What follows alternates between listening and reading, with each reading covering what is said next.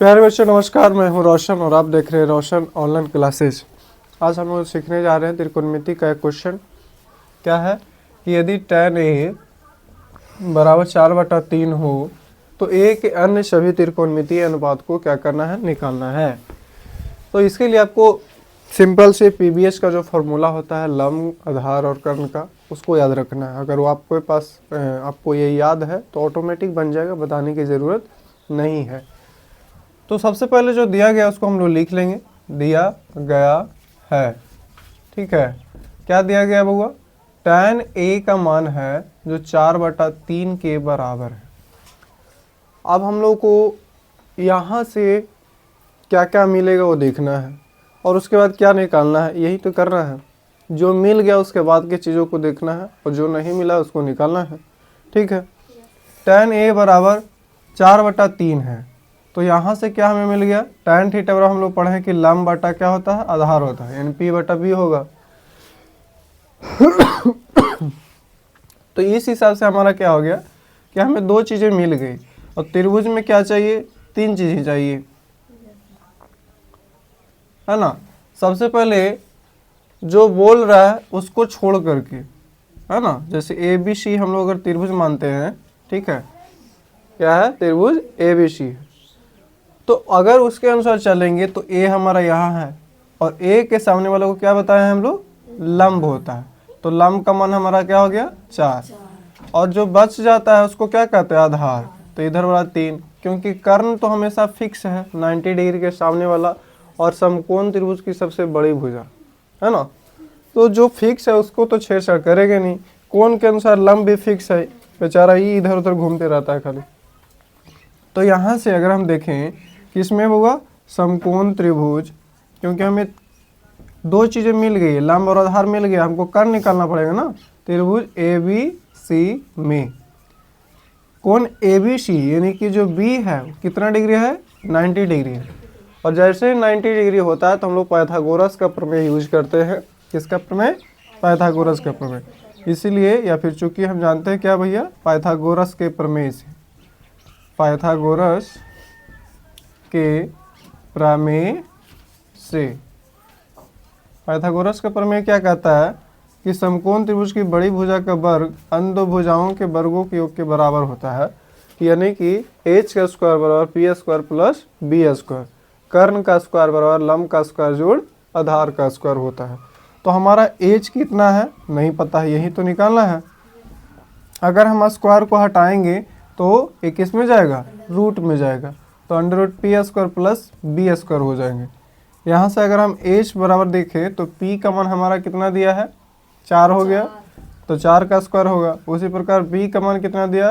3, तो 3 का स्क्वायर हो जाएगा, है ना। अब इधर देख लेते हैं इसको।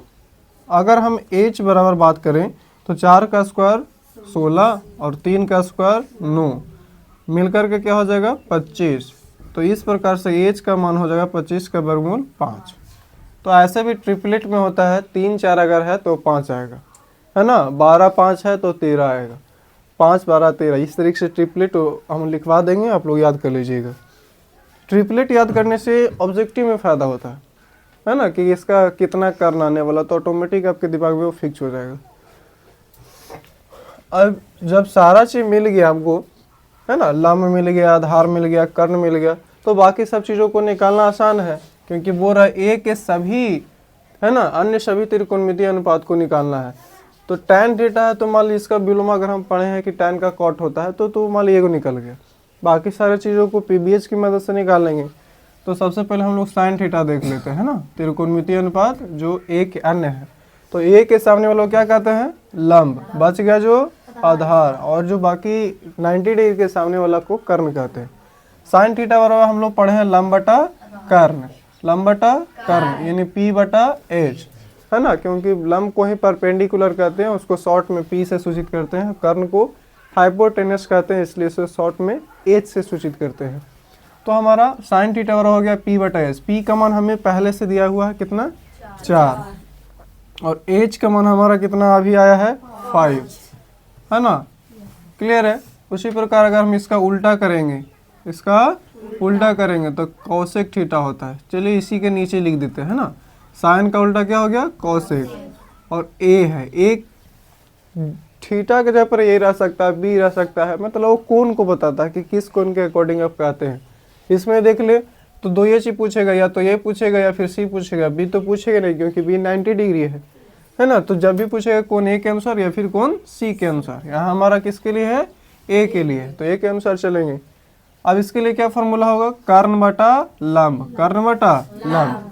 कर्ण का मान हमारा क्या है 5, अभी अभी है ना, h के बराबर 5, तो 5, और लंब का मान कितना है 4। देखिए जस्ट उल्टा इसका ही होता है कि नहीं होता है। तो साइन थीटा का उल्टा क्या होता है, कोसेक थीटा। अब चलते हम लोग कॉस थीटा निकाल लेते हैं। तो अगर कॉस थीटा वाला फॉर्मूला पढ़े हैं b बटा एच, बोले तो आधार बटा कर्ण।